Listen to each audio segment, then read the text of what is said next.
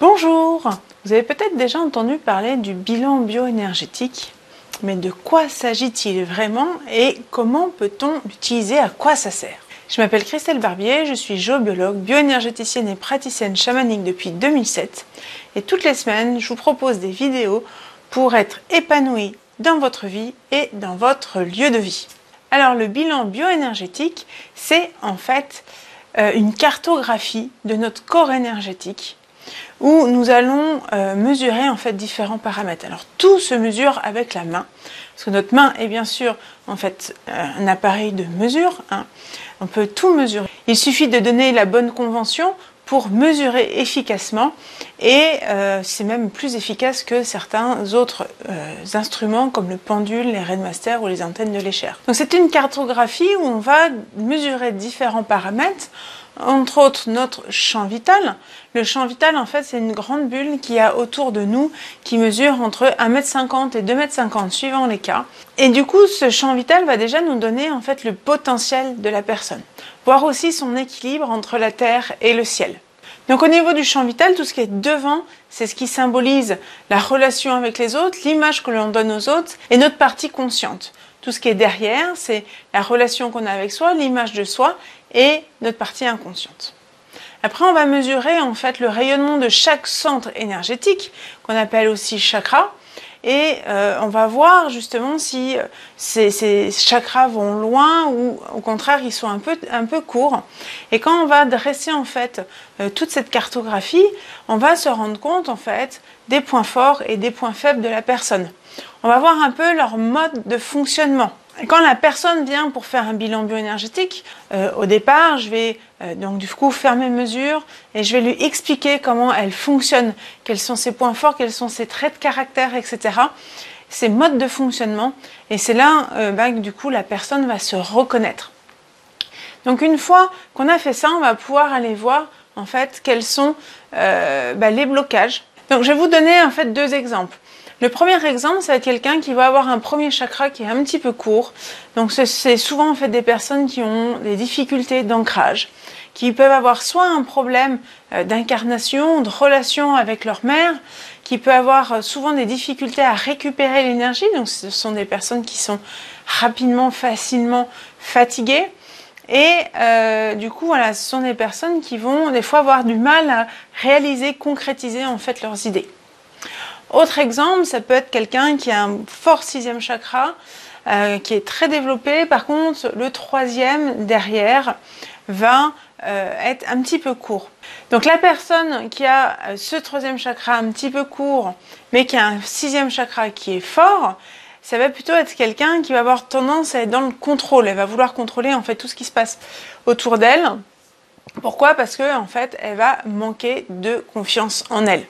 Donc quand c'est comme ça, tout simplement, je vais travailler sur le blocage du troisième chakra pour aider à la personne à avoir mieux confiance en elle et du coup, elle va réussir à être moins dans le contrôle. Donc le bilan bioénergétique, c'est un outil génial pour pouvoir faire du développement personnel. Ça va permettre en fait de voir un petit peu où en est la personne, sur ce qu'elle a réussi à transformer en fait par rapport à certains blocages dans sa vie.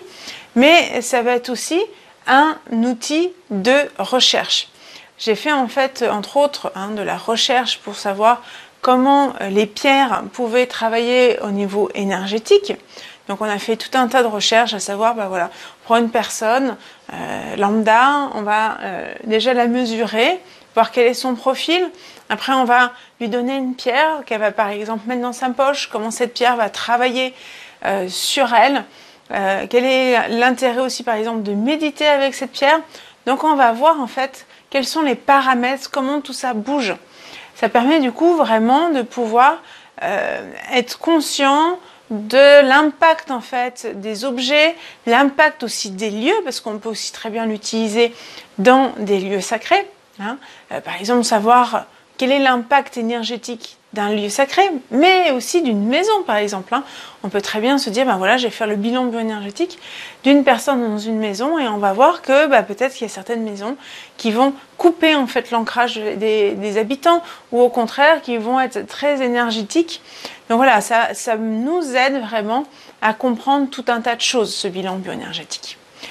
C'est vraiment quelque chose de global qu'on peut aussi bien utiliser du coup pour du développement personnel et de la recherche. Donc si ce bilan bioénergétique vous parle et que vous avez envie d'apprendre à en faire, je vais organiser bientôt un cursus pour apprendre en fait à réaliser les bilans bioénergétiques.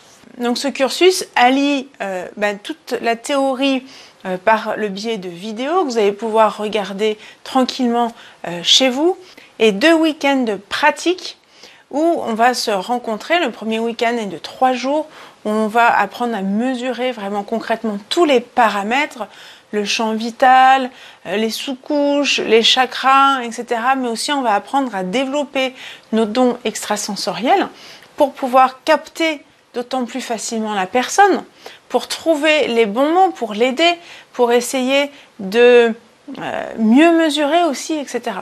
Donc c'est là où on va faire vraiment de la pratique et s'entraîner à être efficace au niveau du bilan et être plus fiable. Voilà.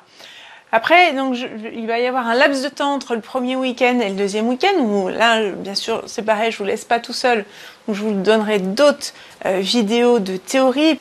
On aura aussi un webinaire entre les deux pour vous permettre de discuter entre vous et puis de me poser vos questions. Et ce laps de temps va vous permettre d'exercer, en fait, de mettre en pratique la technique du bilan bioénergétique. Vous allez mesurer des gens et voir un petit peu en fait leur évolution. Voilà, et du coup, pendant le deuxième week-end, on va voir ensemble comment vous avez pu mettre ça en place, comment vous avez pu l'intégrer peut-être aussi à vos pratiques. Peut-être que vous utilisez par exemple la sophrologie, vous avez réussi à combiner les deux, vous utilisez la lithothérapie, voir comment vous arrivez à allier le bilan bioénergétique et la lithothérapie. Voilà, moi je trouve que c'est important que vous puissiez allier déjà votre pratique énergétique avec le bilan bioénergétique. Du coup, on va discuter de ça et puis on va refaire aussi de la pratique pour être de plus en plus précis dans vos mesures. Voilà, si tout ça vous parle, que vous avez envie d'apprendre à faire un bilan bioénergétique, je vous propose d'aller dans la description où il y a le lien pour vous inscrire à la formation. J'espère que cette vidéo vous a plu et n'hésitez pas à vous abonner pour recevoir les prochaines vidéos et de cliquer sur la petite cloche pour ne rien louper. Je vous dis à bientôt!